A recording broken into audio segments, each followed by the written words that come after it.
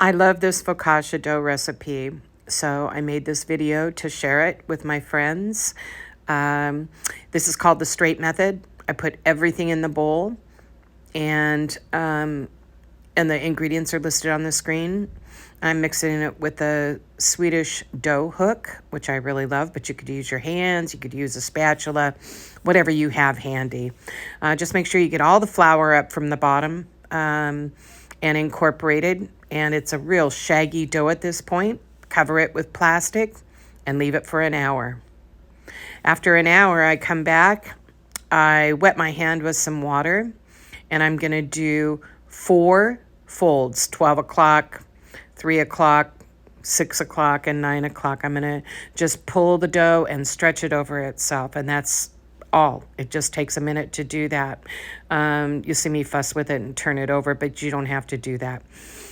Cover it back with plastic and come back in about an hour. And the dough will be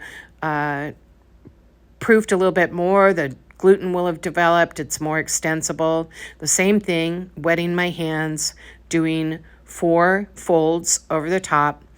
And just because I like fussing with dough, I turn it around but you don't have to. Cover it with plastic. Come back in about 30 to 40 minutes, depending on the temperature in your kitchen. And I'm holding the camera in one hand and doing this, so it's not quite as good. 4 folds again, and it's going to go in the refrigerator overnight. I need to put it in a bigger bowl. So you can just start in a bigger bowl if you want to. So I'm dumping it in the bowl, going to cover that bowl, put it in the refrigerator overnight. When I go to pull it out the next morning, it's very cold. This is about a 9 by 13. This is a Detroit pizza pan. I like a metal pan for baking focaccia. It just gives it, I feel like, better color. So I put some avocado oil down, stretch the dough out, and it's cold. It doesn't want to stretch out, but it'll relax and then proof. I cover it with a towel, and I leave it there for 3 hours. It takes about 3 hours to get it warmed up and proofed. After 3 hours, I uncover it.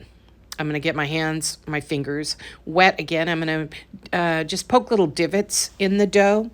I like the divots. They hold the olive oil. I don't want to press it too much and take out all the volume.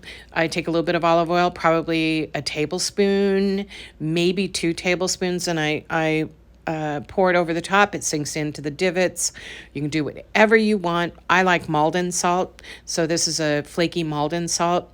And then I use either Pecorino Romano, or this is Parmigiano Reggiano.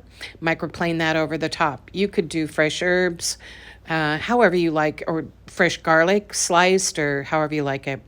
I bake it for 30 minutes at 425 degrees in a preheated oven with convection.